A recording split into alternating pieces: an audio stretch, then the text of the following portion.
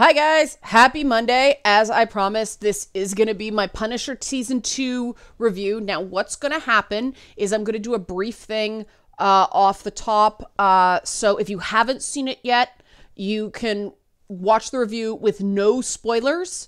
I will do a big spoilers from this point forward, and then I will go more in depth. So that is the way so that we can serve both people, both groups, because I know a lot of you have seen it already and you really want to talk about it. So ton of housekeeping before we get to that, though. Help support this channel. Become a monthly patron. Patreon.com/LeannaK. Helps out a lot more than you can imagine. But also, I haven't been promoting this nearly enough. And we're into like the 2-week countdown to the first tour date. I am going on tour with Ed the Sock in the War on Stupid tour. I am jumping back into my old life. Pray for me. You can get your tickets. See, there I am. That is actually a 20-year-old picture, and we keep laughing because you really can't tell. But the Ontario tour dates, as you can see, get your tickets now if you're in the Ontario area. London, Toronto, Ottawa, Kingston, Brantford, Waterloo, Tillsonburg. There is a Windsor show somewhere that hasn't been updated here. I don't know when that is, but if you're sort of in the Michigan area, maybe you can pop across the border to Windsor. Our beer is stronger and our money is cheaper. So, yeah, and if you want the War on Stupid tour to come to your town, contact the Diamond Mine Agency. The Diamond, as in Diamond Mine Agency, and request, talk to your local bar, get them to contact, do all the back end stuff, and we will come. We will go anywhere, not just limited to Canada, though I don't know how that works. But that's not what we're talking about today. I just have to do it because I've been terrible at promoting. I'm terrible at self-promotion. I am aware of this. Yes, I sprained my wrist shoveling snow. I forgot to mention that on Feedback Friday because Feedback Friday was so chock-a-block. Okay, I've already wasted 2 minutes of your time. I'm not going to waste any more. But I will save the history of the Punisher for the spoiler part, why this is important, because it is sort of a spoiler, I guess. But short version is that I really liked season 2. People who say there's a Trump storyline in it, I don't know what they're talking about. It is a combination, in my opinion, as someone who has read the comics but couldn't find my Punisher shirt. I'm so bummed. I have a Punisher shirt, but I couldn't find it, so I wore my Marvel characters playing poker that the Punisher is on. Unfortunately, he's hiding under my boob here. But it's like a combination of 4 to 6 comic book storylines. More about that in the spoiler part. The acting is really good in, especially John Bernthal. Amazing. Micro is not in this season. I don't think that's a spoiler for people who love Micro. Be aware he's not in it because that was my one big disappointment that he wasn't back. But I get why. But it is the continuing, how do I say it? Like Harry Potter, Voldemort with a lot more bullets and blood, between the Punisher and Jigsaw, aka Billy Russo. That is sort of the overarching plot of the show. There is also a C plot to stop the whole thing from, I guess it's a D plot or E plot when you really get into it, but there is also a subplot with a character loosely based. I originally thought it was loosely based on a character called the Rev, but it's actually a small comic book character called the Mennonite that this additional storyline character is based on, though you don't have to worry about that. It's very different from the comics, as is a sort of like one of my favorite Punisher stories, a story involving him keeping alive a teenage girl played by one of the actresses from 13 Reasons Why. She's very good. It's based on it's loosely based on one where he rescues a teenage girl from a sex trafficking ring. That's sort of the dynamic. Again, nothing to do with the actual story. It's just sort of the visual inspiration. And there are a lot of moments in Punisher season 2 where they are ripping images directly from the comic books. Sometimes it is extremely cheesy.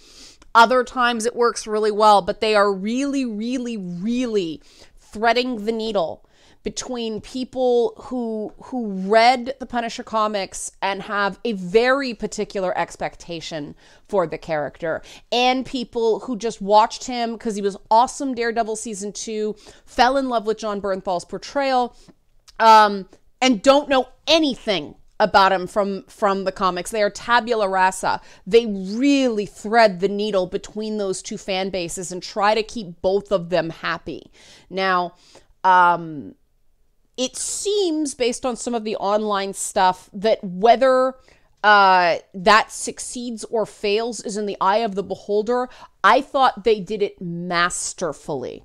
It is very much a show for me. I enjoyed the messages. I enjoyed the themes. What I liked more than anything is, even though it's incredibly, ludicrously, over-the-top violent, like I'm talking not realistic violence, like ridiculous, gross and hilarious, gratuitous violence. The awesome stuff from the 80s before everybody forgot to have a good time. It is brutally violent, but not in a way that sort of makes you cringe because it's too close to life. Like, you know how when real life violence makes you squick, go like, it's, but like, you know, like watching surgeries kind of thing can make you feel a little sick, or car accidents or something like that. Whereas cartoonish, over-the-top, gratuitous 1980s action movie style violence, you crack up laughing because it's so ridiculous. It's like this big adrenaline surge.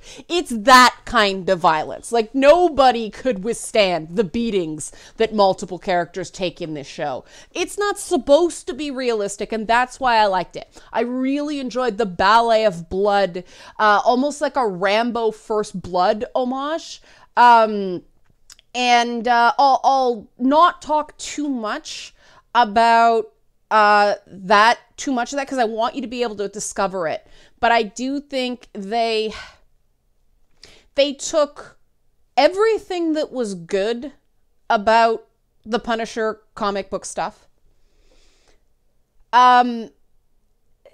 really had to do a lot of surgery to avoid the reality that every time they've tried to tell something other than the Punisher origin story with his family getting killed and him going out for revenge, with notable exceptions, it tends to really suck because the character loses that moral core, that moral license for the killing spree he goes on. They have included in season 2 more of one of the truly great modern runs of the Punisher, which was Garth Ennis taking him back to his Marine days, his Marine Corps days. They draw on that for inspiration extremely heavily to continue to make Frank Castle an anti-hero instead of just a homicidal killing maniac. And the balancing act that they do to make him an anti-hero, but not too likable an anti-hero, so that, you know, it sort of becomes cheap. I won't say irresponsible, but it just becomes cheap. Like, the thing that's really interesting about the Punisher is he's not a superhero. He's not Spider-Man. He's not Thor. He's not one of those like moral paragons, Captain America of the Marvel universe. He's the dude who gets shit done, and he doesn't care if you don't like it.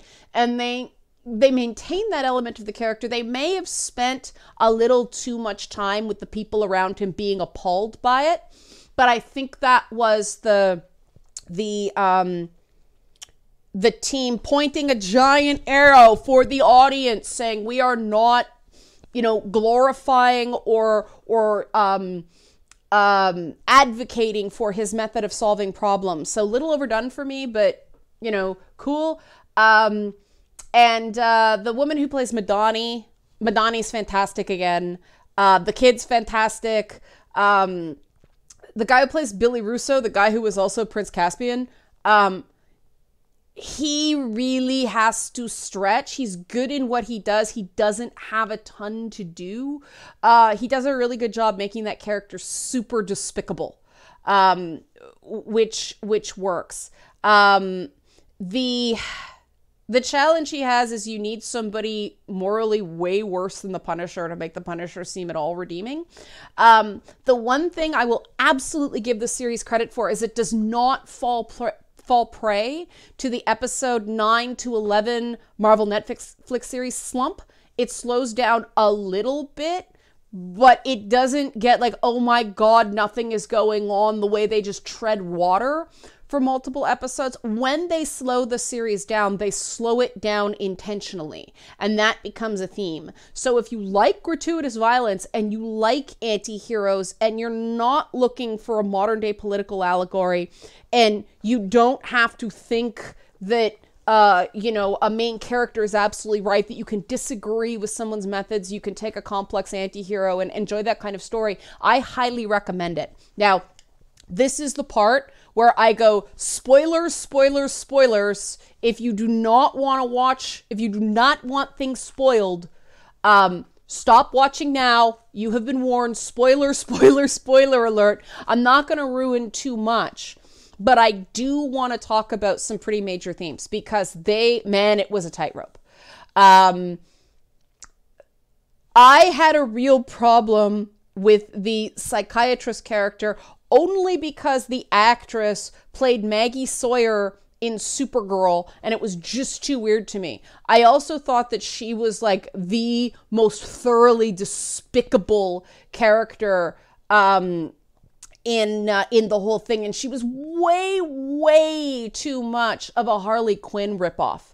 It was really unoriginal, way too Harleen Quinzel. The whole time I was watching it, it's like, wow, she's just Harley Quinn to Jigsaw's Joker. This is the Punisher, not Batman. Fuck off. That,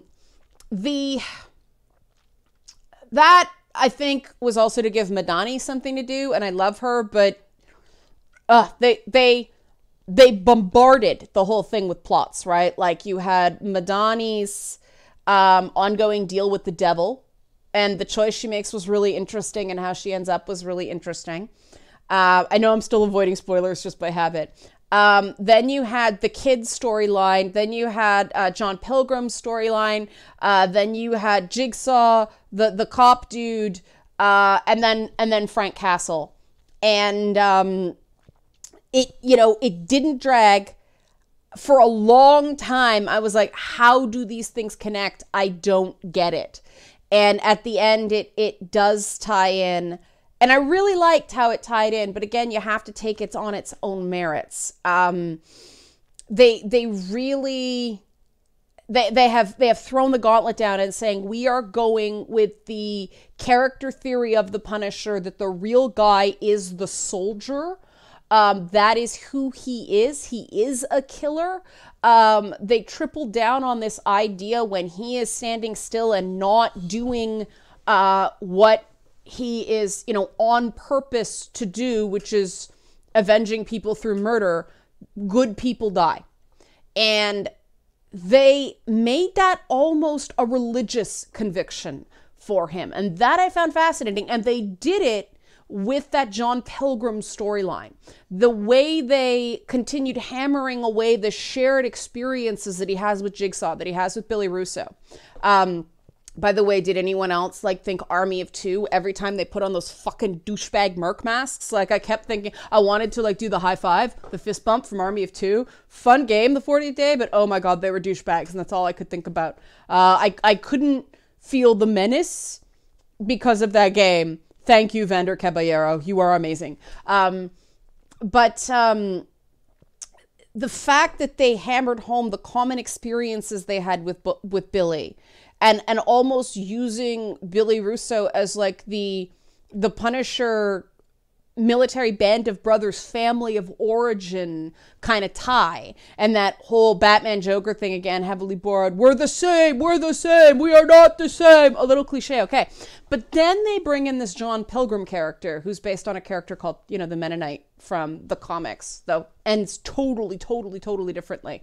In the comics, the Mennonite won't use guns until right at the end, and then he goes for a gun, click, empty, Punisher kills him. Obviously, that's not the way it ends in this, because even though Billy Russo and Frank Castle have so many similar background experiences, Frank Castle sees himself in John Pilgrim much more.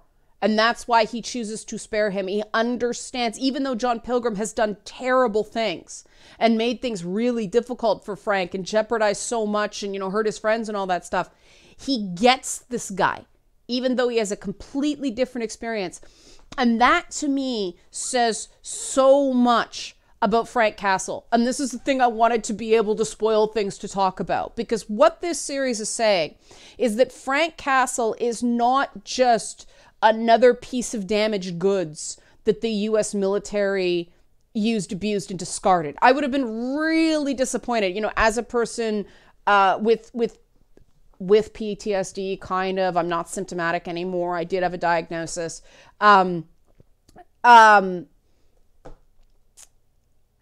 As somebody with PTSD, I don't like any series that makes it seem like anybody who went to war, who was a Marine or in the Army or whatever, is just horribly screwed up and they're violent and they're dangerous. I don't like that. What they showed, the moral kind of here, is it has to be in you going in. And that is true of some people who do join the military. Frank Castle's a guy, yeah, he murders people and he finds a way to live with it. He says as much. But he's not Billy Russo. He doesn't kill indiscriminately. He doesn't enjoy it. He has conditioned himself to the way Bernthal just like that adrenaline, amazing, like so good, such a wonderful character. He knows how to like do that, Kratos Rage of the Gods thing, whip himself up on the adrenaline, fight through the pain kind of thing. But he has to see sense in the killing. The fact that he thought, killing innocents, it broke him when he thought he'd killed innocents. I thought that setup was kind of cheesy, but where they went with it, all right, interesting character point. The whole series, everything about Punisher season 2 is a character study of Frank Castle. And that final thing where he spares John Pilgrim, and actually the next thing he does is enacts revenge on his behalf. That like they picked a side on who the Punisher is. And I really like that, in part because my favorite Punisher in the comics, and I know this is totally biased, and if you like a different Punisher and you disagree, that's totally fine. Everybody has the version of their Punisher that they like the best. I like that Punisher where he does have a code. He's just not a blood and guts murderer the way he fell into in a lot of those non-origin, non-Garth Ennis runs. Even Ennis, sometimes, because he's Garth Ennis. He writes a certain thing. But the Punisher who in Marvel's Civil War refused to pick a side because he thought they were all being stupid and not getting the job done. That is the freaking Punisher I love. Punisher was the best part of Civil War to me. Loved Punisher in Civil War, even though he wasn't in it that much. Civil War, the comics, not the movie. I'm sorry. There's only one Civil War for me. It is the comic books. I'm a nerd. I come by it honestly. But people are like, well, Punisher wasn't in the movie Civil War. I apologize. Comic books, that's my frame of reference. But that's the Punisher. He's not just a mass murderer. He is the anti-Batman. Batman doesn't kill because that's his way of controlling things. That's his way of not being the Joker. Frank Castle is a soldier. Not killing has never been an option for him. So he kills and finds a way to live with it. And he subscribes to sort of the, as my husband puts it, some people done need killing phenomenon. That he kills people that he believes the world is a better place without them in it. whereas he spares people who he doesn't think killing will solve the problem. The phrasing, and they use this in the comics quite a bit. They put him down like you're euthanizing an animal. Very telling, very critical to his character. Billy Russo doesn't have that moral core. There is not the inherent goodness or not badness, I will say, that Frank Castle has. Billy Russo is a psychopath. A friend of mine believes that he sincerely cares about the psychiatrist chick. I don't. I think he cares about the way she feeds his ego.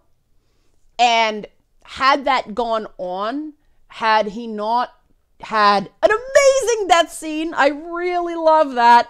More on that in a bit. But had they gone on, he would have gotten bored of her. And she would have been a toy for him like everybody else. That's what I believe. I have no evidence of this. I just, reading between the lines. There's a lot of reading between the lines. There's a lot of subtext in this season, which, man, after that shit show that was Jessica Jones season 2, I love that they did nuance. I love that they did subtext. Amazing. Let's jump to Jigsaw's death. I thought that was a phenomenal, another character-defining moment in a series full of them. Again, everything, every scene has to be interpreted as, what does this say about Frank Castle? And there are some scenes that don't do that. Those scenes should have been cut, but there's not as many of them as other Marvel Netflix shows. What that scene said about Frank Castle is, unlike, what's his name, Curtis, the medic guy, who, he's a soft touch. He's not a killer. He's a healer.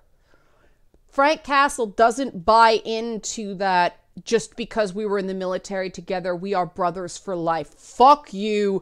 Bam, bam. So good. I didn't want to hear Billy Russo's apology because I did not believe it. There is no apologizing for what he did. And the fact that it went on just long enough, and just as I was about to go, oh, fuck, no, bam, bam, so good. Punisher. The fact that the path Frank chose was not to go back into fighting for your country, because he doesn't agree with that anymore, right? And that's telling, right? He didn't become a mercenary. He didn't join the CIA. He saw the personal pilgrimage of this freaking religious nut and took a page from that. And he went on his own pilgrimage of bullets and blood.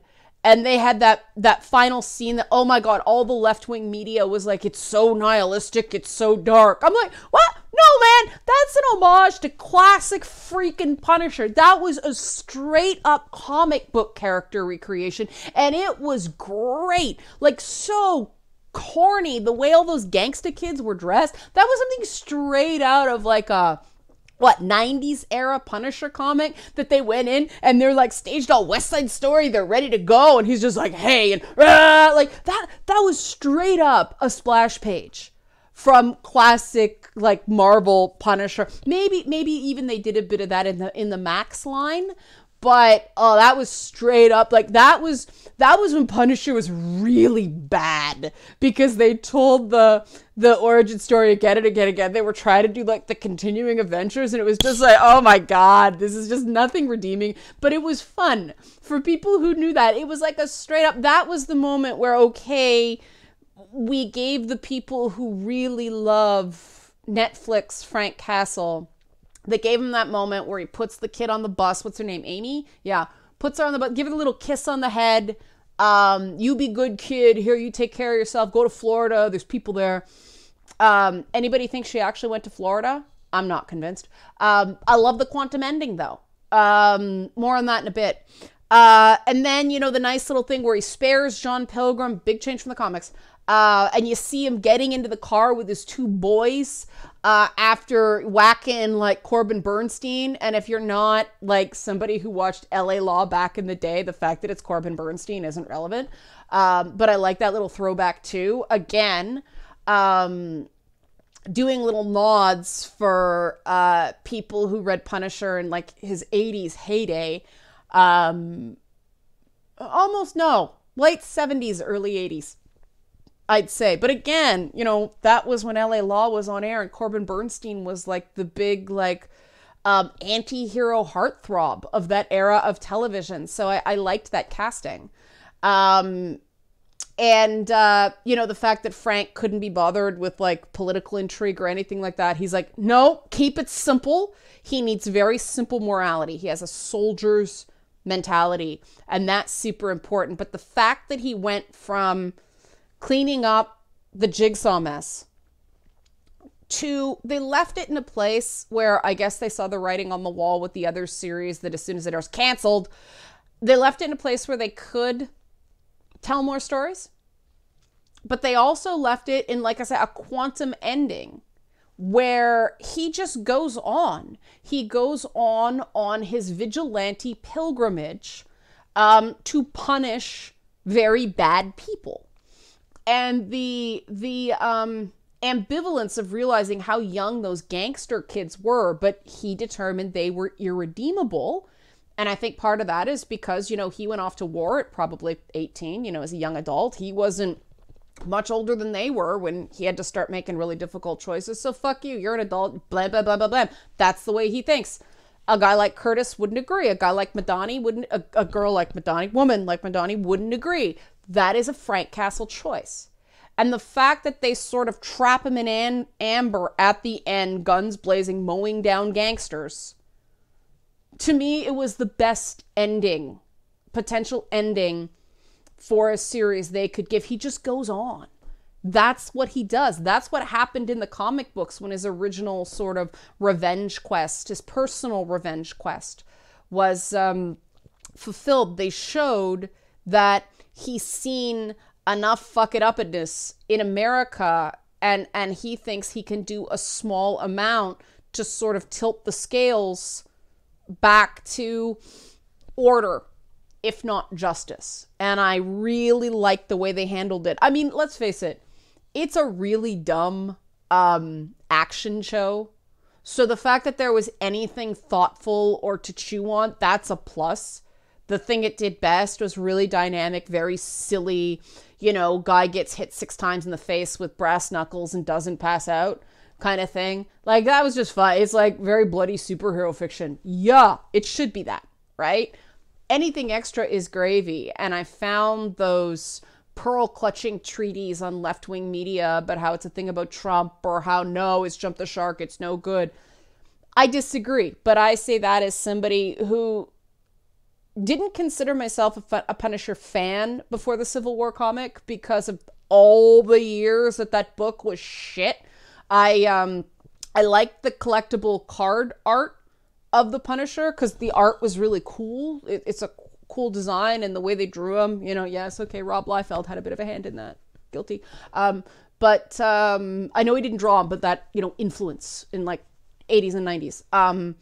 But, you know, for somebody who's aware of that, and for somebody who didn't want to see him go too goody-goody, or, you know, become too, this is a guy we want ladies to watch because we want women to keep their Netflix subscriptions, I really think they stayed surprisingly true to at least some iterations of the character. It was, at the end of the day, still a Punisher story, not like a whitewashed, nicey, like sand off all the rough edges that they do to so many characters when they become popular, because they want to be able to put them on like lunchboxes and action figures and all that stuff. They had no conceits about that regarding the Punisher, and I really give them credit for that. For what it is, it's extremely well made. And that's my thoughts about Punisher Season 2. If you like it, kick me some PayPal bucks, Patreon, all that stuff. Otherwise, just leave a positive comment and recommend this video. I'd really appreciate it. I like, shares, recommends, everything like that. So, okay. Thanks, everybody. Keep watching blood and guts splatter stuff because it's cool. Thanks for watching.